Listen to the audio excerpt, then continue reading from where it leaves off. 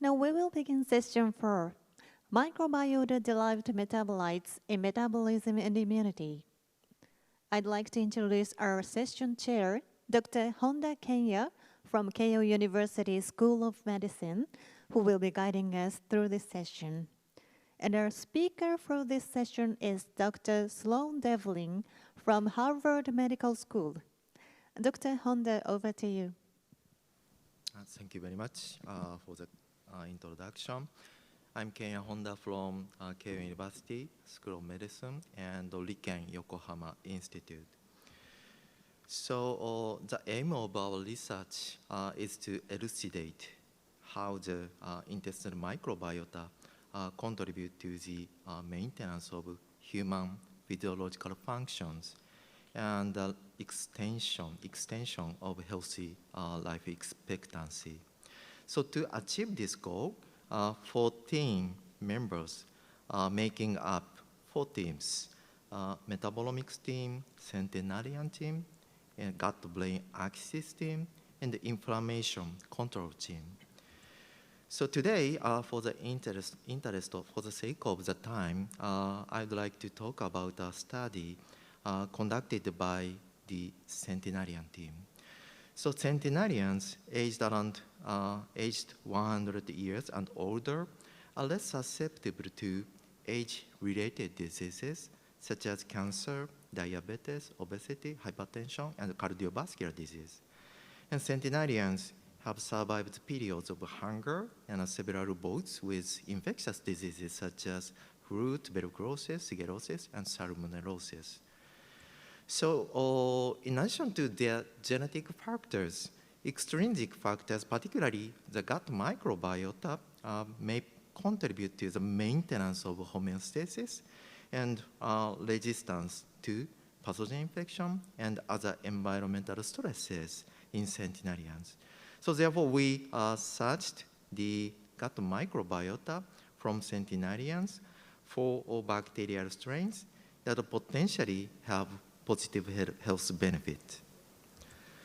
So to do so, we recruited 160 centenarians, all Japanese, and collected their fecal samples. And as controls, we collected fecal samples from elderlies aged around 85 and young controls aged around 30. And we compared their fecal microbiome and metabolites. And so here is a metagenomic sequencing data which was obtained in collaboration with Damian Prichter and Ramnik Xavier from Broad Institute. And the microbiota composition of centenarians was found to be different from those of the other groups, control groups.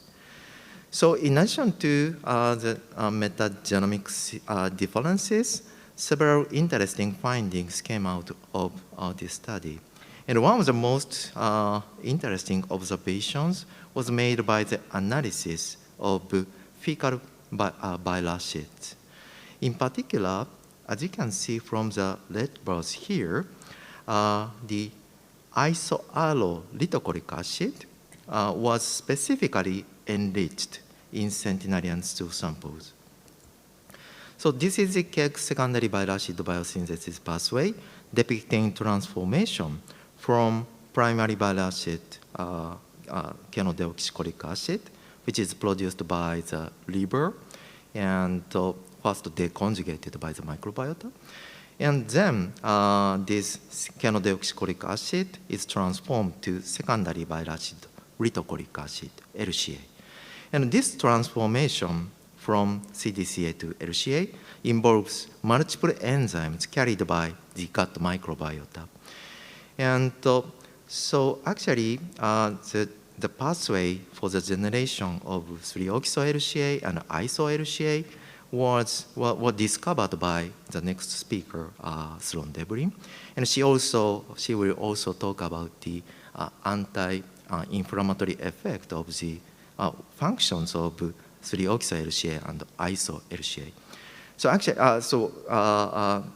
in our case, we are focusing on iso-allo-LCA.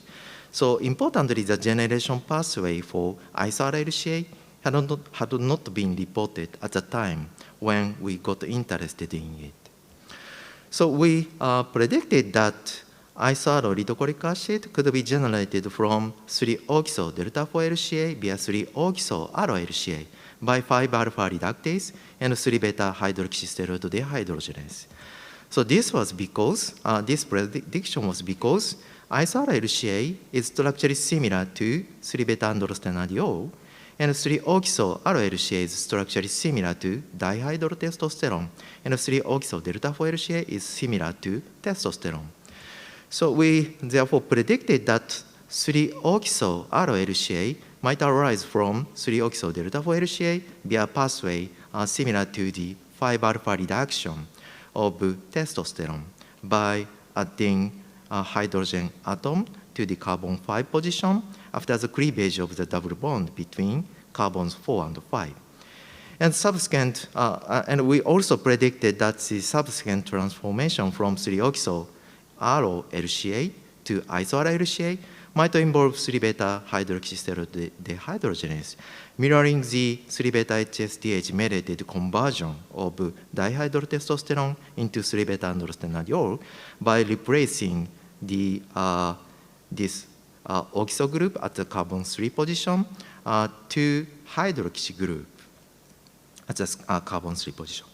So anyway, to identify the isoallyl-LCA producing bacterial strains, we selected this individual, C91, centenarian number 91, because this individual showed high levels of isoallyl-LCA in the feces, and also this individual maintained a relatively good health condition. So from the stool sample of C91 centenarian, we isolated 68 individual bacterial strains, and we conducted screening for isoallyl-LCA producing bacteria. And among the 68 bacterial strains we isolated and tested, this strain 3, Parabacteroides meldae, and strain 90 and strain 21 to 24, Odoribacteriaceae strains, were found to be able to transform from 3-oxo-delta-4-LCA to isoallyl-LCA very effectively in the in vitro culture system. And we then sequenced the genomes of these strain 3 or strain 21 to 24 Odoribacteriaceae strains, and found that these strains carry gene clusters containing putative 5-alpha reductase and 3-beta-HSDH genes. So we thus generated 5-alpha reductase or 3-beta-HSDH gene deficient Parabacteroides meldae strain by conjugation-mediated plasmid transformation and homologous recombination. And when 3-oxo-delta-4-LCA, this one was used as a substrate, wild-type P. meldae was able to produce isoallyl-LCA in vitro very effectively as expected.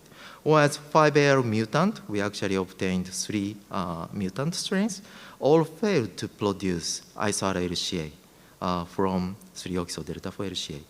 But in contrast, when 3-oxo-allo-LCA, this one was used as a substrate, both wild-type and 5-alpha reductase mutants were able to produce isoallyl-LCA very effectively.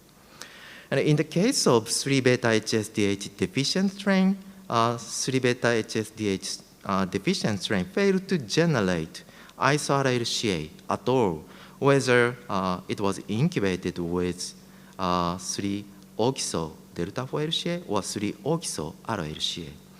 So therefore, these results are all supporting for our predicted transformation pathway from 3-oxo-delta-4-LCA to 3-oxo-allo-LCA and to isoallyl-LCA by 5-alpha reductase and 3-beta-hydroxysteroid dehydrogenase.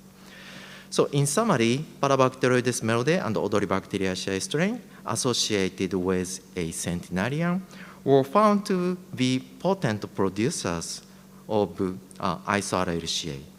And they converted, they can convert 3-oxo-delta-4-LCA to 3-oxo-allo-LCA and to isoallyl-LCA by 5-alpha reductase and 3-beta-HSCH.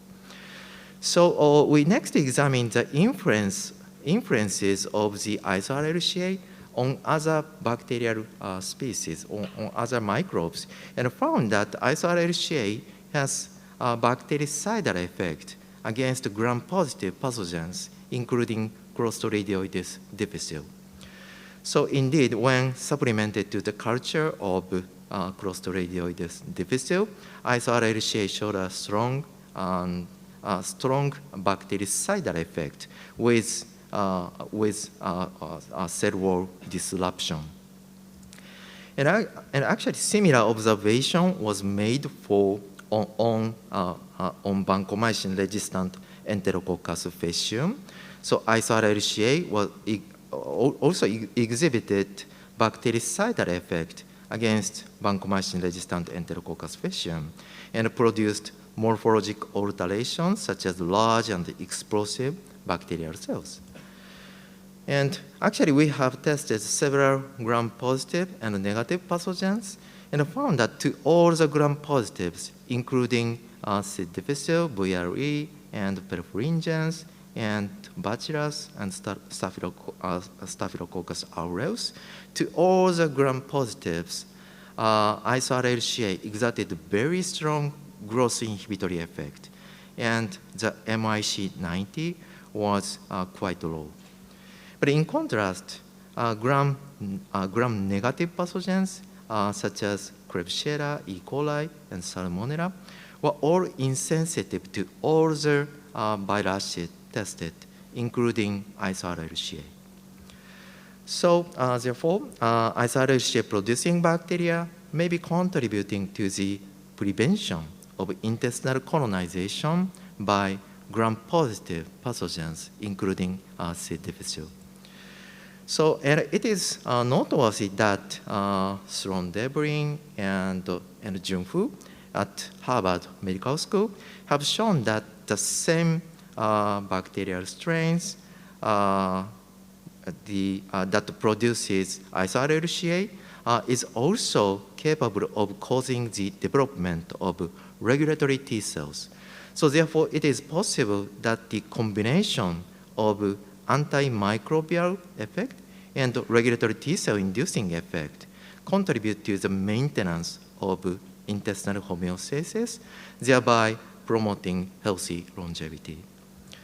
So in this Moonshot project, our team will continue to investigate the function of the gut microbiota associated with centenarians to identify bacterial strains and metabolites that potentially have a positive health benefit and contribute to the healthy longevity. So, and then I'd like to hand this over to Sloan Devlin from Harvard Medical School. So, Sloan, please.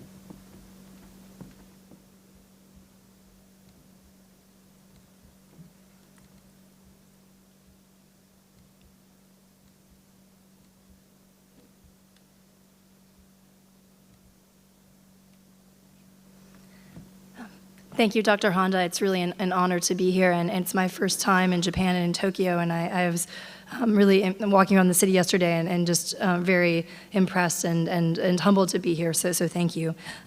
So I am a chemist by training. My PhD is in synthetic organic chemistry. I really came into the microbiome field in my postdoctoral research with Michael Fischbach. And the human microbiome has been much in the news these past 10 years. And I think that's good that the public is interested in science. However, we really need to do a good job as a microbiome scientist community of getting away from sort of flash in the pan stories and going toward really mechanistic science about how these microbes are affecting human health and disease. So this is a summary of what my lab does in one slide. We want to know what molecules microbes are making, which bacteria are doing these transformations and using what genes. So what are the biosynthetic pathways involved? Then how are these molecules affecting other bacteria and the host? And then I'm at a medical school. How can we think about using this knowledge to help patients? Today I'm going to build off of the story that Dr. Honda told you and talk about how microbial metabolites are affecting immune function. When we think about all of the molecules that microbes make, how do we decide which ones to work on? Well, in my lab, we are, for the past 7 years, have really been focused on how bacteria metabolize endogenous, also known as host-produced small molecules, and then we then study how these blue metabolites, shown here on the right, are affecting the host in different ways from the orange metabolites that the host started out with. So I'm going to tell you today an expansion or a corollary story about how gut bacteria are producing a triad of anti-inflammatory bacterial metabolites, isoallo-LCA, which Kenrit just introduced you to, as well as 3-oxo-LCA and iso-LCA. And then if I have a couple minutes at the end, I'll also tell you about how cholesterol sulfate is made by gut bacteria. Cholesterol can be derived either from our diet or produced by the host, and how cholesterol sulfate is affecting T-cell migration. When we think about and look at the literature for microbiome research, what's really been lacking is causation studies. Lots of correlations with disease, not much causation. Here's one example from Dr. Honda's lab about how the microbiome is causally affecting host T cells. In this case, a cocktail of 46 commensal Clostridia affected regulatory T cell development and function. Here is some data from my colleagues, Mathis and Benoit at Harvard Medical School, showing that some of the common probiotics we take can suppress Th17 cells. So this audience, with this audience, T cells really need no introduction, but we've been talking a lot today about T cells in cancer. I want to switch over and get us to think about T cells in an inflamed gut. So Th17 cells are pro-inflammatory. They help to maintain a mucosal barrier and protect us against pathogens, but they also play a role in inflammatory bowel diseases, things like Crohn's disease and ulcerative colitis. And we know from the research that their differentiation is dependent on commensal bacteria. Animals that lack commensal bacteria do not have Th17 cells. But we really want to know more about how these bacteria are affecting these cells. What molecules are they making that affect Th17 cell differentiation and function? Likewise, we could ask a similar question about regulatory T cells. These are anti-inflammatory molecules. We've talked today about how they limit beneficial responses, such as anti-tumor immunity, but in the gut, they promote immune tolerance. They would actually be helpful if you were in an inflamed state. So what is the mechanism here? What are the molecules involved? A candidate class of molecules that we think could be involved are bile acids. So these are metabolites that are produced by the host from cholesterol in the liver. They're conjugated to either taurine and glycine and secreted every time we eat from our gallbladder into our small intestine, where they act as detergents that aid in digestion. Then they are actively enterohepatically recirculated, but some of these molecules escape that recirculation and pass into the large intestine, which is where the majority of our gut bacteria reside. They are then chemically modified by a series of bacterial enzymes. First, a bile salt hydrolase chops off that AMED bond and cleaves taurine and glycine, revealing a free unconjugated bile acid. And then further bacterial enzymes do conversions to convert these so-called primary host-produced bile acids into secondary bile acids produced by bacteria. And this is a large pool of molecules. Actually, that 50 number is much outdated. It's actually now in the thousands of molecules as discovered by Peter Dorstein and his colleagues at UCSD. These molecules, I mentioned they're detergents. They also act as ligands for host receptors. And just to talk about a few today, the farnesoid X receptor and the G protein coupled receptor TGR5 are probably the two best studied. And by acting as either agonists or antagonists for these receptors, bile acids control key elements of immune function and then energy expenditure and metabolic homeostasis. And these factors, these functions of bile acids have not gone unnoticed by the pharmaceutical industry, and some bile acid derivatives are being developed as drugs. Here, this is one example of a bile acid-based company developing drugs for liver disease. So I brought up this question about what molecules could be affecting Th17 cells. And I work closely on this project in collaboration with Jun He, who's an immunologist at Harvard Medical School. In my lab, this project was led by a former postdoc, Lina Yao, and a graduate student, Wei Li. So we know that Th17 cells are defined by their expression, activation and expression of the nuclear hormone receptor ROR gamma T. So what else do we know about these cells and what molecules affect them? Well, an antagonist of ROR gamma T, digoxin, was discovered. This is the structure of digoxin. We also have agonists that are known, hydroxycholesterols. So when we look at these molecules as chemists, we think, what do they have in common? They have a steroidal core. But we want to find endogenous molecules that are modulating Th17 cells. Bile acids are endogenous molecules that have a steroidal core. Could they be responsible? So in efforts that were led by the Hull Lab, we screened a library of endogenous bile acids and found this molecule, 3-oxolithicolic acid. It's the first endogenous inhibitor of Th17 cells discovered, and it is a ligand, a direct antagonist of ROR gamma T, and that is how it is acting on these cells. We, as chemists, suggested that the Hull Lab test a related molecule, isolithicolic acid, or iso-LCA. And this molecule is a very abundant compound in human gut contents. It has a mean concentration of about 50 micromolar. It can range in healthy people anywhere from 0 to upwards of 150 micromolar, so a very large range in healthy people. And we found that, yes, this molecule, just like 3-oxo-LCA, inhibits ROR gamma T and prevents these Th17 cells from differentiating, and it modulates their function. And as a chemist, we think, well, what do these molecules look like structurally? If we looked at them in pseudo three-dimensional representations, we can see that their structures are quite similar. Similar structure means similar function.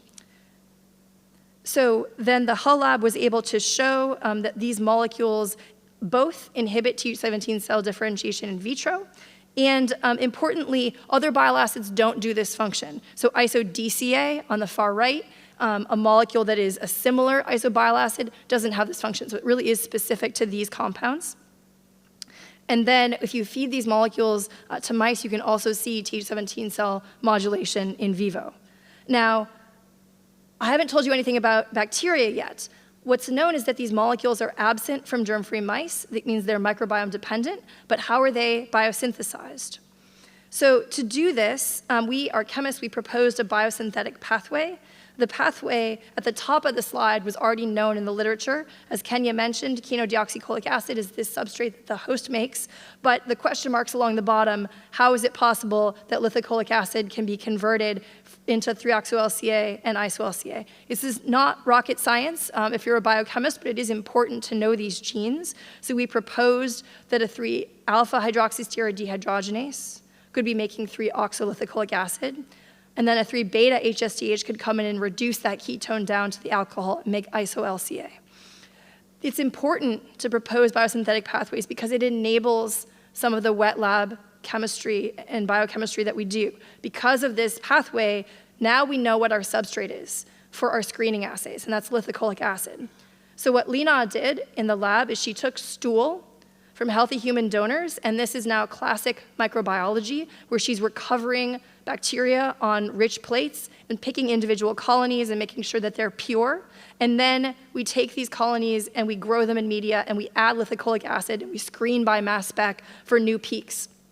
And what Lina found was that over 40 different species of gut bacteria can take LCA and make 3-oxo-LCA or iso-LCA from it. So these are new producers.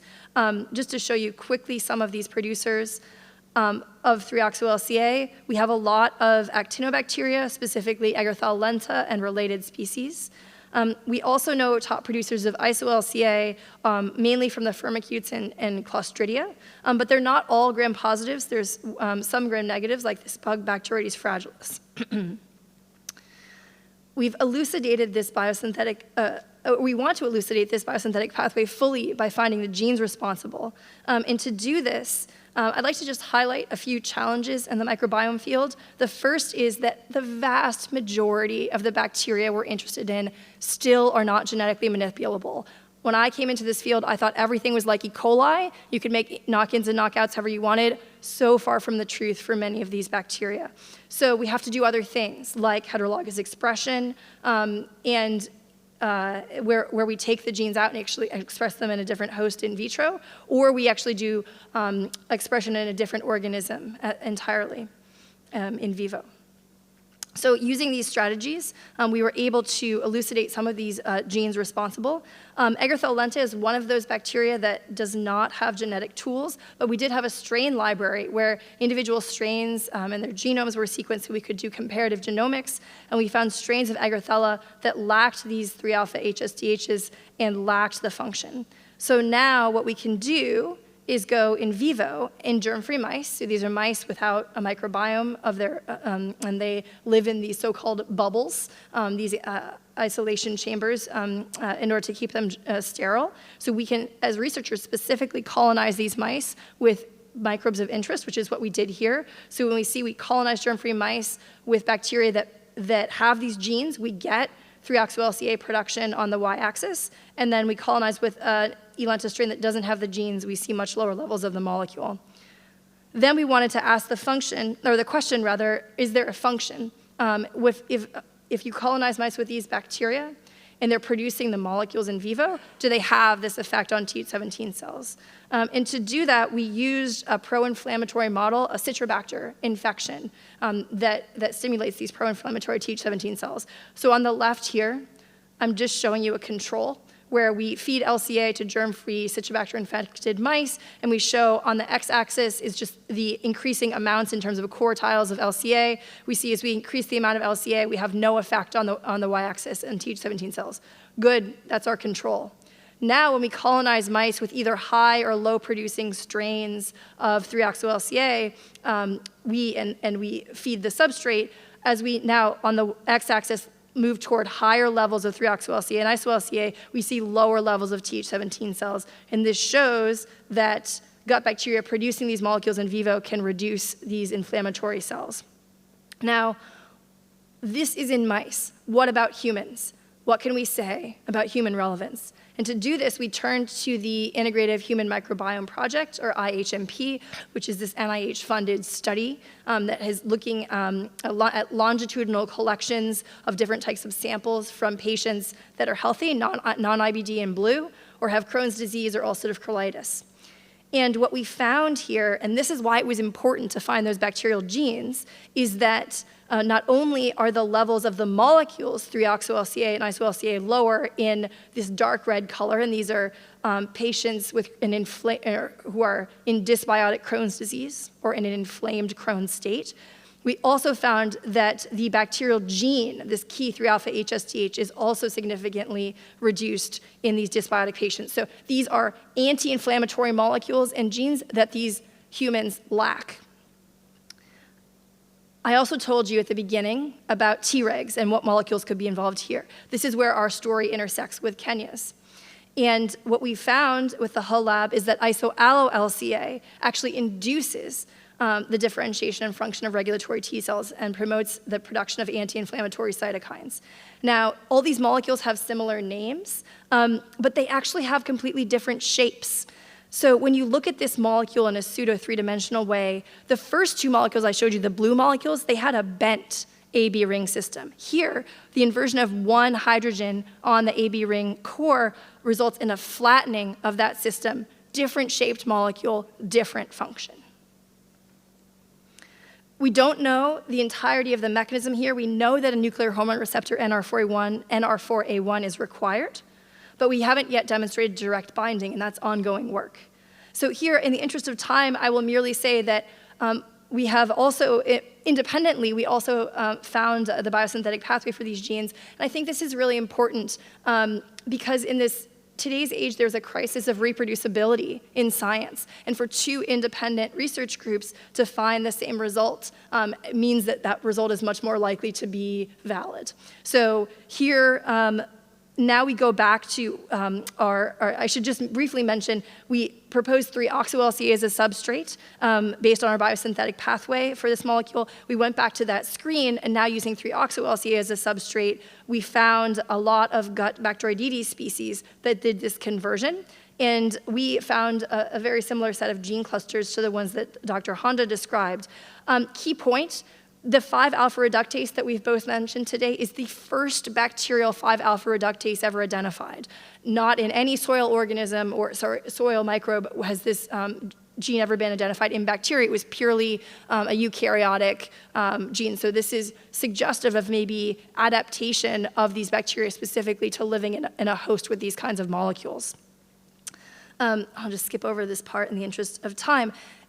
I wanted to really highlight these results. So now when we return to the HMP data and we look at the levels of iso-LLCA, we were shocked in a good way to see how low, in a good way for us, in a sad way for patients, how low the levels of these molecules were. In dysbiotic and non-dysbiotic Crohn's disease and ulcerative colitis patients, there are substantially lower levels of iso-LLCA in these people compared to non-IBD patients in blue. And exactly mirroring that, substantially lower levels of this key 5-alpha reductase in bacteria. So this means that Crohn's and ulcerative colitis patients are really deficient in these molecules. And Dr. Honda just mentioned to you a moment ago that his team discovered that iso-LLCA is also anti-infective. So we discovered it's anti-inflammatory. They discovered it's anti-infective, and that really raises the question about whether iso-LLCA is a very beneficial molecule that the community has really been ignoring until now, or not appreciated, that could really be beneficial for patients with infection or inflamed gut diseases. So to summarize this portion of the talk, we have found that gut bacteria produce this triad of anti-inflammatory bile acid metabolites, and these data suggest that maybe either the metabolites themselves or the bacteria that make them could be used as potential therapies or probiotics for IBD. Now, very briefly, in the last maybe couple of minutes, I'd like to discuss a little bit of ongoing work, published work, but still an active area of research in my lab about how gut bacteria actually affect T-cell migration. So I've told you how these bacteria are affecting T-cell differentiation and function. What about the migration of these cells? And this is the story about cholesterol sulfate. So what we did was we looked at molecules that were much more abundant in fully colonized mice compared to germ-free mice and found this molecule, cholesterol sulfate. It was originally known to be produced by the host, never known to be produced by gut bacteria before. And through some bioinformatics searching, we were able to find a bacterial gene cluster that's really prevalent in many gut Bacteroidetes species that has this sulfotransferase, or SALT, that sulfonates cholesterol to make cholesterol sulfate. And in collaboration with June's lab, we then started to investigate the biological functions of cholesterol sulfate as it's made by bacteria. Cholesterol sulfate has known roles. It's a protease inhibitor. It modulates membrane permeability. It's also immunomodulatory. It affects T-cell receptor signaling, and there was one paper that was published in Science Signaling in 2018 that reported this molecule affected leukocyte migration, but in the eye. So we were wondering, does this molecule affect leukocyte migration in the gut? To answer this question, we turned to, again, to these germ-free mouse models. So again, leukocyte migration is known to modulate inflammation in the gut, and it's also known that naive CD4 T cells affect the chemokine receptor CCR7 and migrate to secondary lymph nodes, such as mesenteric lymph nodes, in response to the chemokine CCL21. So what we did was we made a genetic deletion of this SALT gene in a common gut bacterium, B theta, and then we had 3 mouse groups, a germ-free alone group, a mouse group that was colonized with wild-type bacterium that has the genes that makes the molecule, or a group of mice that was colonized with the knockout strain that now no longer makes cholesterol sulfate. And we adaptively transferred T cells into these animals, naive CD4 plus T cells, and then T cells that were deficient in the chemokine receptor CCR7 as a control. And what we found was that in mice where the bacteria made cholesterol sulfate, that B theta wild-type colonized mice, the T cells exhibited significantly lower migration to the mesenteric lymph nodes compared to mice that were either germ-free or colonized with a knockout strain, indicating that this specific bacterial metabolite, cholesterol sulfate, and the genes responsible inhibits T cell migration in vivo. And then returning to our HMP data, we also see that levels of this particular gene are significantly reduced in Crohn's disease patients during flare. Ongoing work in the lab is testing whether or not cholesterol sulfate producing bacteria are effective at reducing inflammation in an inflammatory mouse model. So I hope that what I've shown you today is that bacteria make metabolites in our gut, and these metabolites can affect immune function in ways that could be, we hope, developed into therapies to treat patients with inflamed gut and conditions. So with that, I'd like to thank the people in my lab who did this work, Lena, who pioneered this project at the outset, as well as Wei and Gabriel, who are two talented grad students currently in the lab. I'd like to thank Dr. Honda for inviting me to be here today. And if we have time, we'll take questions. Thank you. Thank you for the presentation. We will now proceed to the Q&A session.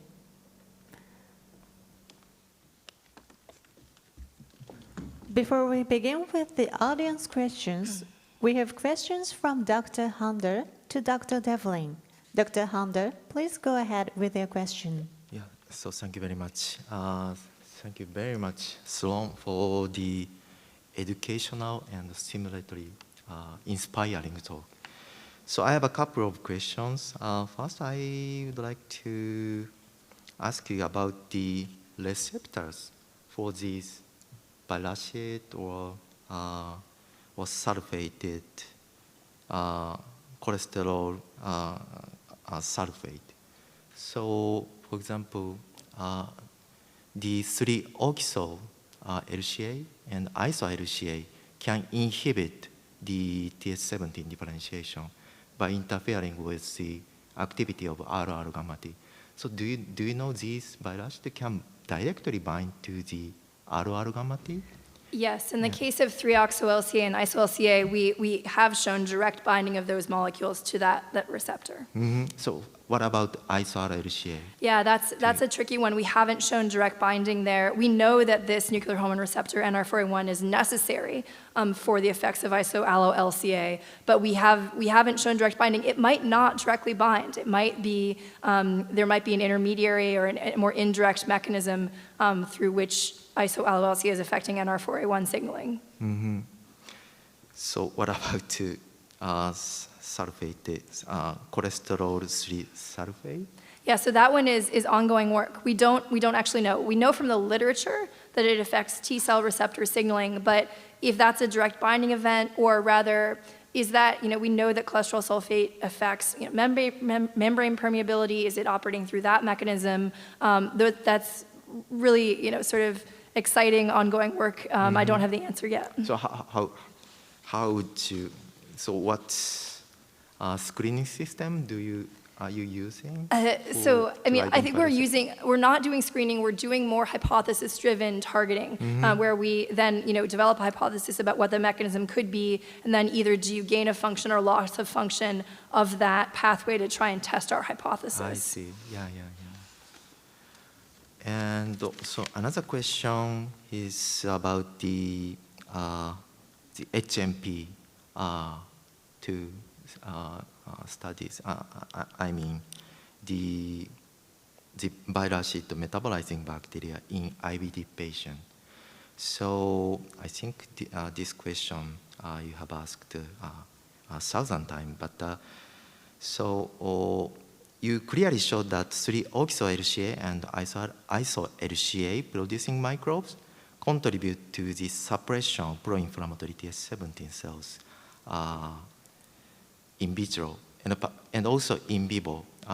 In vivo, particularly in the context of Cytobacter autentium infection. So, and you showed that these microbes are reduced in IBD patient, right? So, why do you think these microbes were reduced in IBD patient? So, do you think the reduction of these anti-inflammatory microbes is a cause or the effect of the IBD? Right, that's a really good question. And one of the things that we can't do, or we are very limited in terms of doing, is the causation studies in humans. We can do correlation studies, but with correlation, all we know is that these changes exist. We don't know if A caused B or B caused A. What I can tell you is that we did so these are bioinformatics studies. We know that it's not like all bile acids are reduced in these IBD patients or all microbes are reduced. We've done the appropriate controls and shown that no, it's actually our specific set of LCA metabolites that are shifted, not all bile acids, and that it's specifically the bacteria that make these molecules, not sort of the entire family. So that's what we can say. It's more specific than just these sort of general shifts that are happening. But why? I mean, that's another, I didn't touch on this at all today, but I was sort of focused on the effects on the host, but another important question is why are bacteria making these molecules? What's in it for the bacteria? Right. Why would they be expending energy to make these molecules? We don't know the answers to those questions yet. Well, actually, you may have discovered one of the reasons maybe for isoallo-LCA if it's affecting the growth of certain bacteria but not others, this sort of idea of bacteria making antimicrobial agents that kill other bacteria and allow them to grow. That's one concept. Another idea is that in the anaerobic gut environment, bacteria, it's actually more efficient for bacteria to respire than it is to ferment. So aerobic respiration is not possible in the gut. There's no oxygen, but they can anaerobically respire if they have places to dump their electrons into. So many gut bacteria actually do reductive transformations. So whenever you see a reduction, that's a time when bacteria are dumping electrons and maybe powering anaerobic respiration. But actually, in the cases of the molecules we've talked about today, that's less applicable. So there's a mystery there about why exactly bacteria are making these compounds. Right. Actually, similar question goes to ourselves. So why isoallo-LCA producing bacteria are enriched in centenarian? So actually, we don't know the answer yet.